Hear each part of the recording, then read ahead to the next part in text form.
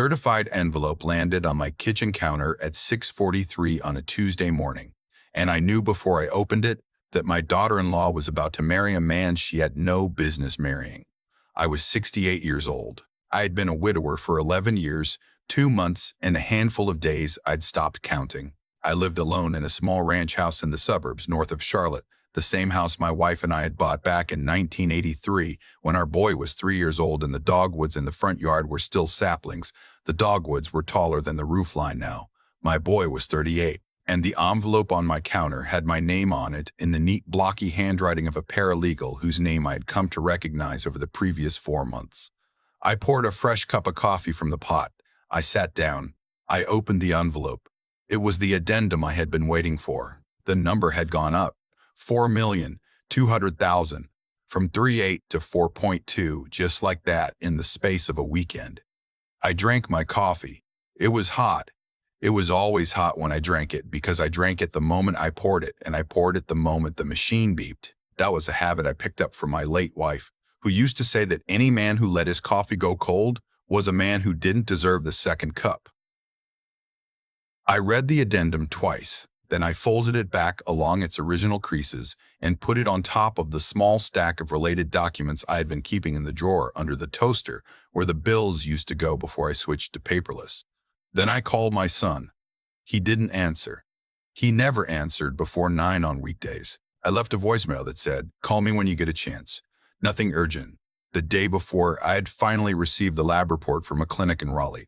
I had paid for the test in cash. The technician who walked me through the results was a soft-spoken young woman who kept apologizing for the cost, as though I had not gone to her precisely because she didn't ask questions. I am going to tell you what was in that report, but first I need to tell you how I got there. My son, whom I will call my boy, because that is what I called him from the day he came home from the hospital until the day his mother died, married a woman 3 years ago. I will call her my daughter-in-law because I have called her worse in private, and I do not want to repeat those words on a recording that anyone might one day hear. She was 31 at the time of the wedding. Pretty, articulate, worked in pharmaceutical sales for a company headquartered in Research Triangle Park. She made more than my boy did, which my boy didn't mind, and which her family didn't seem to mind either. Her family was the thing. Her father was a man who had made a fortune in commercial real estate during the boom years and managed not to lose it during the bust. He owned half a county's worth of strip malls in the Piedmont. He had a face like a whetstone and a voice that came out of his throat the way water comes out of a hose with a kink in it. I met him exactly 4 times in 3 years. The 4th time was the meeting where he slid the first offer across the table to me. But I am getting ahead of myself. The marriage was fine for the first 2 years. My boy was happy. His wife was happy. They bought a townhouse in a development I personally found ugly, but which they assured me was very tasteful. They got a dog, a small ridiculous thing that yipped at me every time I came over, and which I privately suspected of being the actual head of the household.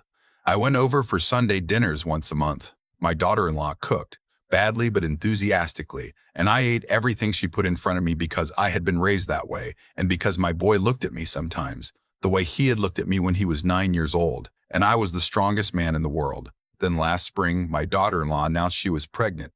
Twins. My boy called me from the parking lot of the obstetrician's office. He was crying. Not from joy exactly, though there was joy in it. He was crying because we had been told, 15 years earlier, that he would probably never have children. There had been a thing when he was a teenager. An infection.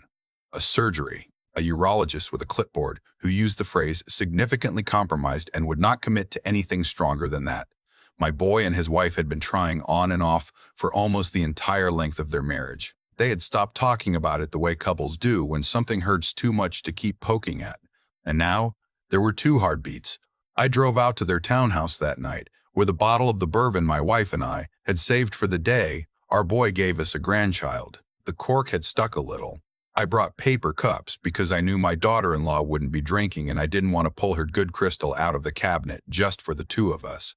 We sat on their back patio. The little dog sat between us and licked my boy's hand. My daughter-in-law watched us through the kitchen window for a while and then went upstairs to lie down. My boy said, "Dad, I don't know how this happened." I said, "Sometimes the doctors are wrong." He looked at me. He was 37 years old. And he looked at me the way a man looks when he wants to believe a thing so badly he is willing to be lied to. I said it again. Sometimes the doctors are wrong. We finished the bottle. I drove home the back way, slow, with the windows down. The bourbon was strong, but I was a careful man, and I had not had so much that my hands were unsteady. I drove home thinking about my wife, and about the day we found out we were going to have our boy, and about the fact that something in the back of my mind had started to itch, and I did not yet know why. The next morning, I called the urologist office in Greensboro. The doctor was retired. His files had been transferred to a younger man, who agreed, after some persuasion and the production of my son's signed release from years earlier, to look at the records and tell me what they said.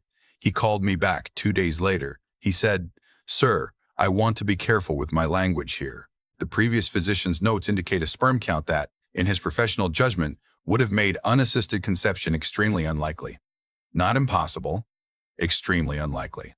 And the probability of unassisted conception resulting in a multiple pregnancy would be lower still." I said, "How much lower?" He said, "Sir, I'm not in the business of guessing at numbers like that." I said, "Give me your best guess anyway." He was quiet a long time. Then he said, "I wouldn't want to be quoted on it." That was answer enough. I did not tell my boy. I did not tell anyone. What I did was, I drove down to a hardware store in a town I had never been to before, and I bought a cheap, prepaid cell phone, and I used that cell phone to call a private investigator whose name had come up in a conversation at the Veterans of Foreign Wars Hall the previous Christmas. The investigator was a former sheriff's deputy named, well, I will not give his name, because he is still working and he has been good to me. I will say that he was discreet and that he was thorough, and that he did not ask me any questions he did not need the answers to.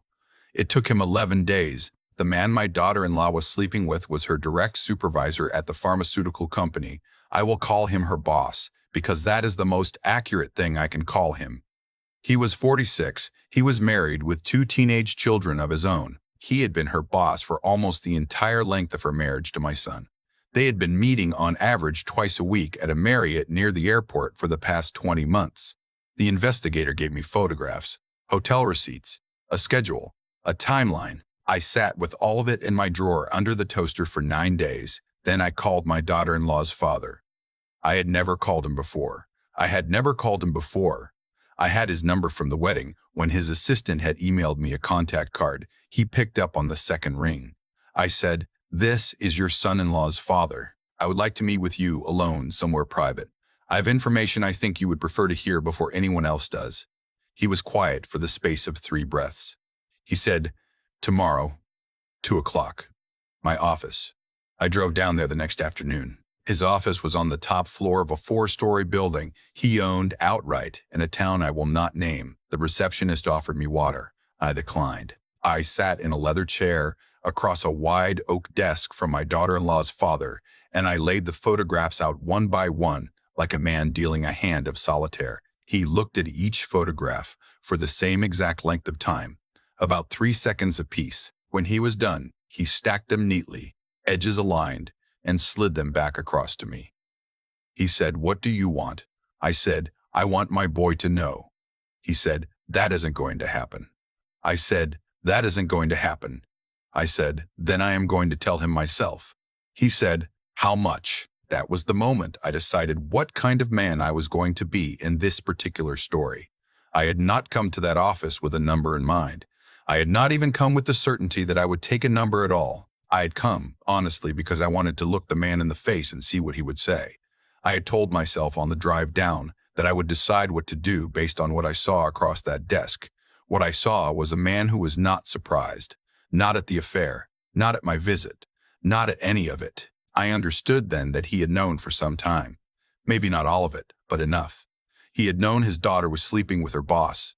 He had probably known about the pregnancy before my boy did. He was sitting there in his leather chair, not a man trying to save his daughter's marriage. He was a man trying to manage an outcome that had already been decided. I said 3,800,000. I do not know where that number came from. It came out of my mouth the way a stone comes out of a slingshot. I think I had calculated, somewhere in the back of my brain, what it would cost to set my boy up for the rest of his life if his marriage ended and he had nothing but his salary and his half of an ugly townhouse to live on.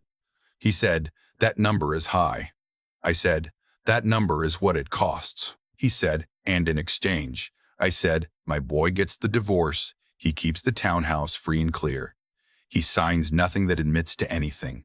The papers go through your lawyer. The money goes into a trust I will designate. And your daughter marries whoever you and she decide she ought to marry, on whatever timeline you set.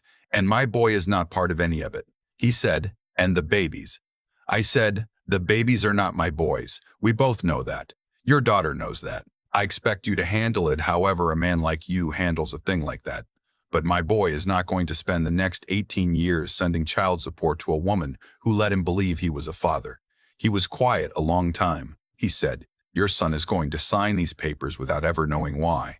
I said, "That is correct." He said, "You're going to lie to your own boy." I said, "I am going to do for my boy what his mother would have done if she were still here. I am going to take the bullet he doesn't know is coming, and he is going to spend the rest of his life thinking his marriage failed for ordinary reasons, the way most marriages fail, and he is going to grieve it for a year or two, and then he is going to meet someone else and have a life. He is not going to spend the next 40 years knowing that his wife built 2 children with another man and tried to pass them off as his." He looked at me a long time. He said, "You are a harder man than I gave you credit for." I said, "I am a father, the same way you are." He nodded once. He said, 4.2, not 3.8. "I'm going to want this clean, and I'm going to want it permanent, and the extra 400,000 is for the NDA. I said, "Done." We did not shake hands. I gathered up the photographs, put them back in the manila envelope, and walked out of his office and got in my car and drove home the back way, slow with the windows down. The papers came through over the next 4 months. My boy was bewildered. I will not pretend he was not. His wife sat him down one evening in late summer and told him that she didn't think she loved him anymore, that the pregnancy had clarified some things for her, that she was sorry, that she needed space. The story she told him was almost true in the way that the most cruel lies always are. She didn't tell him about her boss. She didn't tell him that her father and I had met. She told him she had fallen out of love, and she gave him the townhouse, and her family's lawyer drew up papers that gave my boy a settlement that, on paper, looked like a generous gesture from a wealthy in-law trying to do right by a man whose marriage had collapsed. My boy called me crying the night she told him. I sat on the phone with him for 2 hours. I said all the things a father says. I did not say the thing I knew. The divorce was finalized in November. My boy moved through it like a man underwater. He lost weight. He took 2 weeks off work and spent most of it on my couch, watching old westerns and not talking. The little dog, which his wife had taken with her, was the thing he cried about most. I went out and bought him a puppy, a yellow lab from a breeder in the mountains, and the puppy did more for my boy in 3 days than I had done in 3 weeks. I do not pretend to understand that, but I am grateful for it. The wedding was scheduled for the Saturday after Thanksgiving. She was going to marry her boss. He had divorced his own wife on a separate track, quietly, with what I assume was a similar arrangement on his side of the table. The whole thing was being conducted with the discretion of a Swiss bank. My boy did not know about the wedding. Her family had told everyone that they were giving her and the babies a year of privacy before introducing the new partner publicly. The wedding was to be small, family only, at a private estate in the hills outside Asheville. My boy thought she was still single. He thought, I think, that there was still some small chance, somewhere down a road he could not yet see, that she might come back to him. I let him think it. I am not proud of that, but I let him think it. Now here is where I tell you what was in the lab report. About 6 weeks before the wedding, the certified envelopes from the paralegal had started arriving more frequently. Small addenda, procedural updates, reminders about the structure of the trust, which had been set up to release the money in installments over 20 years, with my boy as the sole beneficiary and me as the trustee. I had insisted on the installments. I did not trust myself to hand a 38-year-old man $4 million in a single check, no matter how good his reasons might be for needing it.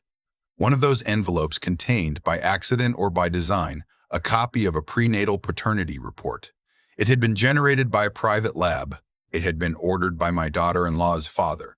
The names on it were redacted, but the case number matched a billing record that had also been included, by accident or by design, in the same envelope. I am still not entirely sure whether the man across that oak desk had sent it on purpose, I have my suspicions. The report said that the alleged father, whose sample had been compared against the fetal DNA, was excluded as the biological father of either twin. Her boss was not the father. I sat with that report for a long time. I drank 2 cups of coffee. The second one, I let go cold, just to see what it tasted like. It tasted like regret in a paper cup. Then, I picked up the phone and called the clinic in Raleigh and made an appointment. I had kept in a small Ziploc bag at the back of my refrigerator for the past 9 months a strand of hair I had taken off the collar of one of my boy's old jackets during one of his crying weekends on my couch. I do not know why I had kept it.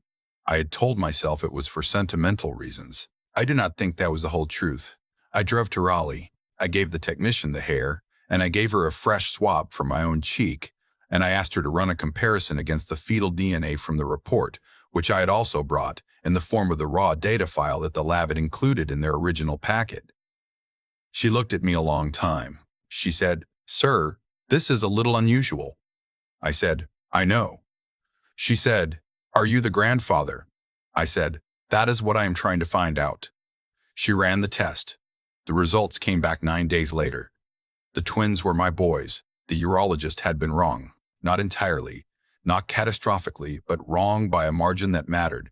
My boy's body, against the odds, had done the thing the doctors had said it would not do. The pregnancy was his. The babies were his. My daughter-in-law had been sleeping with her boss, yes, but the children she was carrying had been conceived by my son, and her boss's lab test had excluded him because he was, in fact, not their father. Her family did not know. Her boss did not know. She did not know. I sat at my kitchen table with that report in front of me, and I poured a cup of coffee and I let it go cold while I thought. This was the morning of the wedding. The certified envelope on my counter that day, the 4.2 addendum, was not the only piece of paper I had received that week. I also had, in a manila folder in the drawer under the toaster, the second lab report, the one I had paid for in cash, the one that said my boy was a father twice over and didn't know it. I could have sent that report to my boy.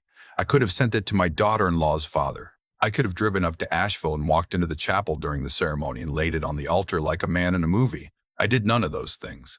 What I did was, I made a second cup of coffee, and I drank that one hot, and I called my boy. He picked up this time. It was after 9. I said, "How are you feeling this morning, son?" He said, "I'm all right, Dad." The puppy chewed up another shoe. I said, "He'll grow out of it." He said, "I hope so." I said, "Son, I want you to come over this evening. There is something I need to tell you." There was a pause on the line. He said, "Is everything okay, Dad?" I said, "Everything is fine. But there is something you need to know, and I have decided that you are old enough to decide what to do with the knowing." He came over at 6. I sat him down at the kitchen table. I told him about the affair, which I had known about for almost a year. I told him about the meeting with his father-in-law. I told him about the $4.2 million, every cent of which was in a trust with his name on it, every cent of which he could access on a schedule I had designed, because I had not trusted myself to do otherwise. I told him I had taken the money because I had believed the babies were not his, and because I had wanted to protect him from the knowing of it. He listened without speaking. Then I told him about the prenatal paternity report, the one that excluded the boss. Then I told him about the test I had run, the strand of hair from his jacket, the technician in Raleigh. I told him that the babies were his. I told him that today was the day his ex-wife was marrying the man she had believed to be the father of those babies, and that no one in that chapel knew the truth except me and now him. He sat very still for a long time. He said, "Dad." He said, "Dad." He said, "Dad, why didn't you tell me?" I said, "Because I was wrong, son. I made a decision that I believed was the right decision based on what I knew at the time, and then the information changed, and now I am telling you because you have a right to know. The money is yours either way. The trust is set up. You can take the 4.2 million and walk away and never speak of any of this again, and those children will grow up calling another man their father, and you will never see them." I said, "Or you can do what I should have let you decide 9 months ago. You can be their father. You can fight for them. You can blow the whole thing up." He said, "What would you do?" I said, "Son, I am 68 years old. I have made the wrong decision once already in the story. I am not going to make another one for you." He sat at the kitchen table for a long time. The puppy, which he had brought with him, slept under the table on my feet. After a while, my boy stood up. He walked to the window. He looked out at the dogwoods which had lost their leaves a month ago, and which stood now in the dark yard like men waiting for a bus. He said, "Dad, I need to make a phone call." I said, "Use the kitchen phone. I'll go in the other room." I went into the den and I sat in my recliner and I listened to my boy talk on the phone for 45 minutes. I could not hear the words. I could hear the tone. The tone was steady. The tone was a man's tone. The tone of a man who had been a boy not so long ago and who was now becoming, in real time, the kind of man his mother would have recognized. When he came into the den, he sat down on the couch across from me and he said, "I called her." I said, "Did she pick up?" He said, "She did." I said, "What did you tell her?" He said, "I told her that I knew everything. I told her about the affair. I told her about her father's offer to you. I told her about her father's offer to you. I told her about her boss's paternity test. And then I told her about my paternity test." He paused. He said, "Dad, she didn't know. She really didn't know. She thought the babies were his. She had built her whole new life around that. She was sitting in a hotel room in Asheville in her wedding dress when I called her, and she just went quiet. And then she started crying and she said, 'Oh God.' Just that. 'Oh God.' Just that. 'Oh God.' I said, and then, he said, and then she asked me what I wanted. I said, 'What did you tell her?' He said, 'I told her I didn't know yet. I told her she could marry him today and try to lie her way through the next 18 years, and I would not contest the paternity, and the children would grow up thinking he was their father, and I would never see them, and I would take the money and disappear. Or she could walk out of that chapel, and we could talk, and we could figure out what kind of family the four of us were going to be.' I told her the choice was hers, but that whatever she chose, she was going to choose it knowing the truth. The way I had to choose knowing the truth." He looked at me. He said, "Dad, I gave her your speech, the one you just gave me." I said, "Son." I could not say anything else. The wedding did not happen. She walked out of that chapel in a wedding dress that her father had paid $16,000 for, and she got in a car with her sister, and she drove 4 hours back to Charlotte. And at 1 o'clock in the morning, she was sitting at my kitchen table across from my boy, and they were both crying, and the puppy was asleep on my feet again. I do not know what they decided. I mean, I know what they decided in the legal sense. I know the marriage was not reconciled. I know my boy did not take her back. He told me the next morning that he could forgive her for the affair eventually, but not for the lie of pretending the babies were not his, even though she had believed it. He said the lie was the part that he could not get past. He said he could be a father without being a husband. The babies were born in February, a boy and a girl, both healthy. My boy was in the delivery room. The settlement with my daughter-in-law's father was renegotiated quietly by lawyers over the course of about 6 weeks. The 4.2 went back into his pockets mostly. My boy didn't want it. He said taking that money would mean he had agreed to the lie, and he had not agreed to the lie. He wanted his children on equal custody, with his name on their birth certificates, and that was all. He got it. Her father did not contest anything. I think in his own way he respected the decision. I think also he understood that if he had contested it, my boy would have made a phone call to a journalist in Raleigh whose number was in a drawer under a toaster in a small ranch house north of Charlotte, and that the man at the oak desk would have woken up one morning to find his name in a story he very much did not want to be in. She married her boss eventually. About 14 months later, in a small ceremony in the Bahamas, with no children present. My boy is raising his twins mostly. He has them 4 days a week. He moved out of the ugly townhouse and into a small house with a yard, 2 streets over from mine. The yellow lab is named Buster and is the size of a small horse now. The twins call me Pop. The girl looks like my late wife, which is a kind of grief and a kind of grace that I did not know was available to a man my age. I drink my coffee hot. Always. And every once in a while, when I am alone in the kitchen and the light is coming in through the window over the sink, the way it did that Tuesday morning in November, I think about the man across the oak desk and the photographs I laid out one by one, and the $4.2 million, and the strand of hair in the Ziploc bag, and the cup of coffee I let go cold just to see what it tasted like. It tasted like a decision I almost made. I am glad I did not make it. I am glad my boy got to make the better one. That is the whole story. That is the only story I have left to tell about that year of my life. And I am telling it now, on a recording, because I am 68 years old and my wife is not here to tell it for me, and the twins will be old enough to ask questions one day, and I would rather they hear it from me than from anyone else. I have thought about that Tuesday morning more times than I can count. The certified envelope on the counter. The hot coffee. The cold coffee I poured later just to see what it tasted like. A man my age does not get many chances to study his own reflection in a cup that has gone lukewarm, but that morning I did, and what I saw was not flattering. I had decided, alone in my kitchen, what kind of grief my own boy was allowed to carry. I had taken $4,200,000 from a man across an oak desk, and I had told myself it was love. It was love in part, but it was also pride. It was the pride of a father who believed he could outthink the truth on behalf of his son. And pride, in my experience, is the quietest sin a man over 60 ever commits because nobody around him is brave enough to name it. The cause was simple. I made a decision about another grown man's life without giving him the chance to make it himself. The effect was equally simple. The decision was wrong. The babies were his. The lie I had bought, no matter how much I had paid for it, was a lie I could not have lived with, and a lie that would have stolen 2 grandchildren from my hands and a daughter-in-law's reckoning from her own conscience. What I learned late is that protecting the people you love is not the same as deciding for them. A father can stand in front of his son in 1,000 ways. He can pay a bill. He can take a punch. He can lose sleep. What he cannot do, not honorably, is take the man out of the man. My boy was 38. He had the right to his own ruin and his own resurrection. I had nearly stolen both from him because I could not bear the thought of him hurting. If there is a lesson in any of it, I would say it is this.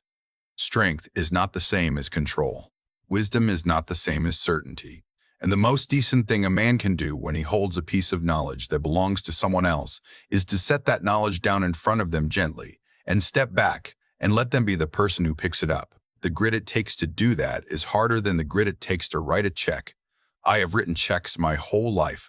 I had never, until that November evening at my kitchen table, sat across from my boy and handed him a truth that I had been guarding from him and trusted him to be a man about it. He was. He was more of a man than I had been, and the babies who call me Pop now are the proof of it.